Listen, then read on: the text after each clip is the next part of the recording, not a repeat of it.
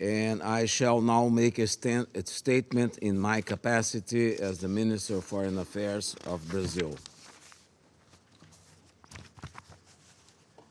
Distinguished representatives, I thank the briefers for their extensive information on the humanitarian situation on the ground and commend the work of their teams in locus and elsewhere. They honor once again the work of this organization and everything it stands for. Following instructions of President Lula, I come back before you again today with a profound sense of urgency and dismay. We must always bear in mind the human faces on both sides of the conflict. Therefore, I extend Brazil's deepest condolences to the families and friends of all civilians, including the brave and dedicated United Nations personnel who have lost their lives in the ongoing crisis stemming from the protracted conflict in Israel and Palestine, tragically reignited by the terrorist actions by Hamas against Israel on October 7th. Nothing justifies such crimes. All hostages must be immediately and unconditionally released, and access to them by the Red Cross must be immediately granted. At the same time, the current situation in Gaza is deeply appalling and indefensible by any humane standard and under international humanitarian law. An alarming humanitarian catastrophe is unfolding before our eyes, with thousands of civilians, including an overwhelming and intolerable number of children, being punished by crimes they have not committed.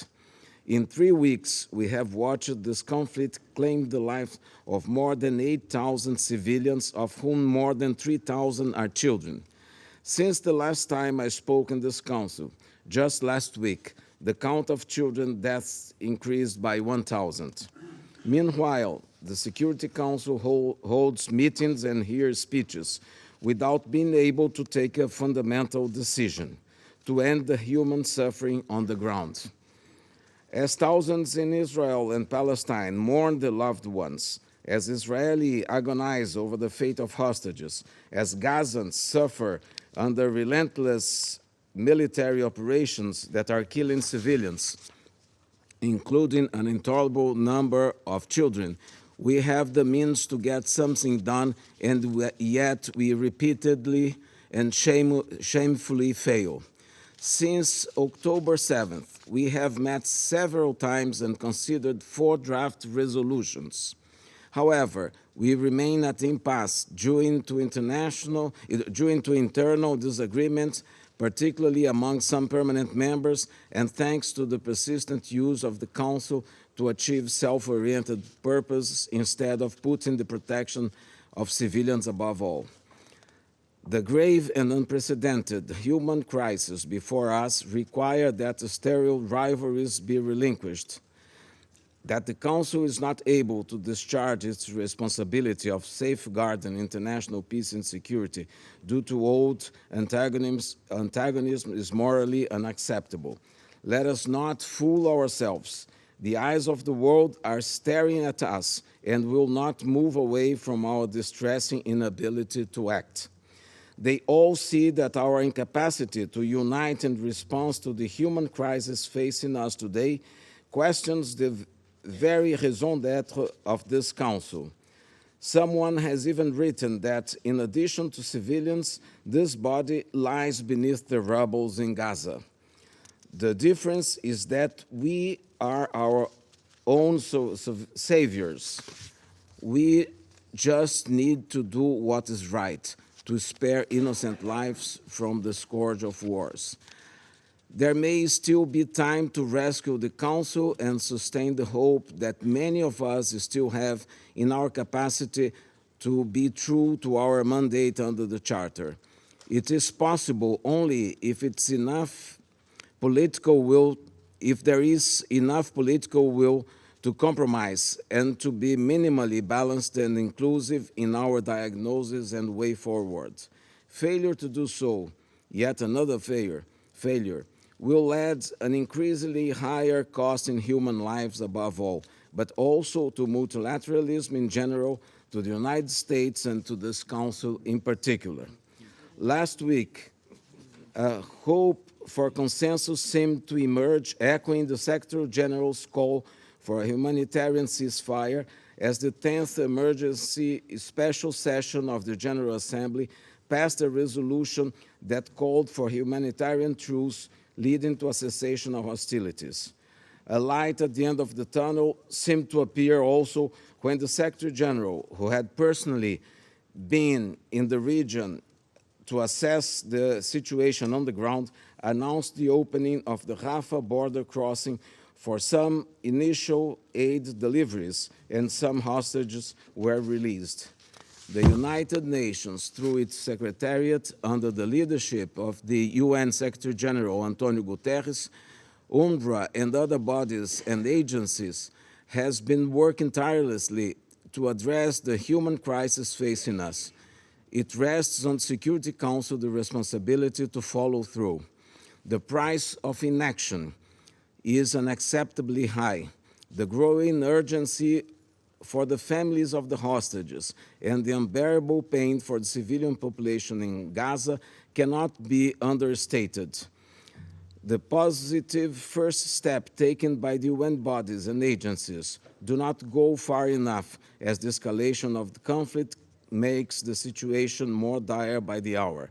The relevance of a resolution of the Security Council lies on the need for sustained humanitarian aid and for granting safe working conditions for those involved in rescuing hostages and providing humanitarian work. The cessation of hostilities is therefore to the benefit of the civilian population on both sides. All the risk of reinstating the obvious, I want to put it bluntly.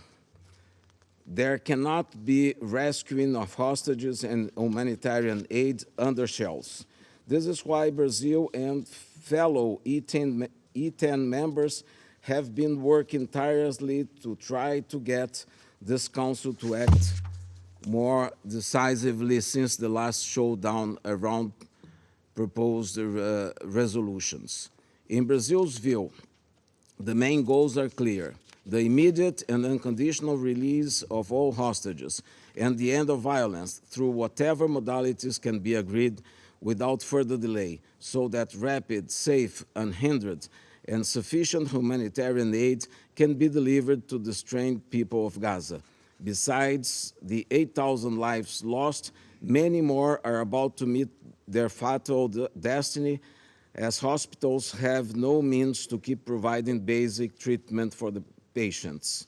Therefore, providing essential resources to those in Gaza, including water, food, medical supply, fuel, and electricity, is urgent and imperative. Surgeries are being performed without anesthesia. Lives are being lost at hospitals for lack of energy, and the most basic medical supplies, food and water, are scarce, and prices have skyrocketed. And the flow of humanitarian aid so far amounts to little more than a photo op.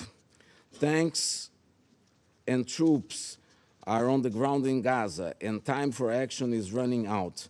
My questions to you all are, if not now, when?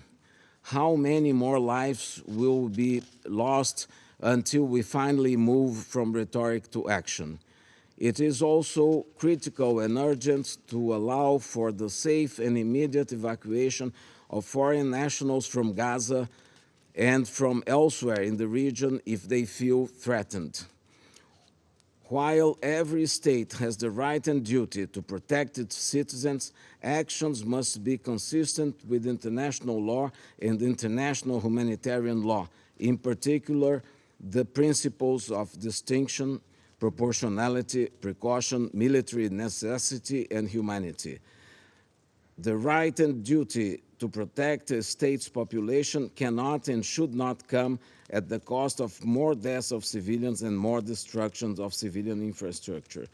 As the UN Secretary General Guterres has repeatedly reminded us, even wars have rules. Any indiscriminative attack against civilians and critical infrastructure, as well as depriving civilians of basic goods and service, are morally unjustifiable and illegal under international humanitarian law. Brazil strongly condemns actions that blur the line between civilians and combatants. Today, UNRWA shed light on the grim and disheartening reality in Gaza, highlighting the objectionable level of destruction of civilian infrastructure and tragic loss of innocent lives, including those of women, children, at least 35 of its staff. The World Health Organization has been constantly recalling the urgent need for the cessation of violence and for the humanitarian action at a time when Gaza's health infrastructure is on the verge of collapse. Beyond the immediate and very urgent humanitarian considerations, a threat to regional stability looms, and any repercussion could be catastrophic. Brazil urges a united shift towards de-escalation and calls on all parties to act with the utmost restraint. A cessation of hostilities is urgently needed to create the conditions for a full, durable, and respected ceasefire and the resumption of a credible peace process. All this is at stake as we keep our efforts to get this Council to act with a unified voice. Distinguished members of the Council, international humanitarian law provides a clear path to avoid greatly alleviate civilian suffering. The framework for collective action is clear. Our collective response to this crisis, which we all fear will only worsen if nothing is done, will be a defining moment for the United Nations. The staggering fact is that the Security Council does not have a reasonable record when it comes to maintaining international peace and security in the Middle East. Issues related to the region, in general, received 35 of the 250 vetoes of the permanent members. Since 2016, the Council has not been able to pass a single resolution on the situation in Palestine. The situation in the Middle East is therefore by far one of the most blocked issues in the Security Council. This speaks of ineffectiveness of the governance system and of the lack of representation of certain parts of the world in this body. A decision on the humanitarian aspects of the current crisis will certainly not redress the historic failure of the Security Council regarding the situation in the Middle East. It will, however, stop further human suffering now. Thank you.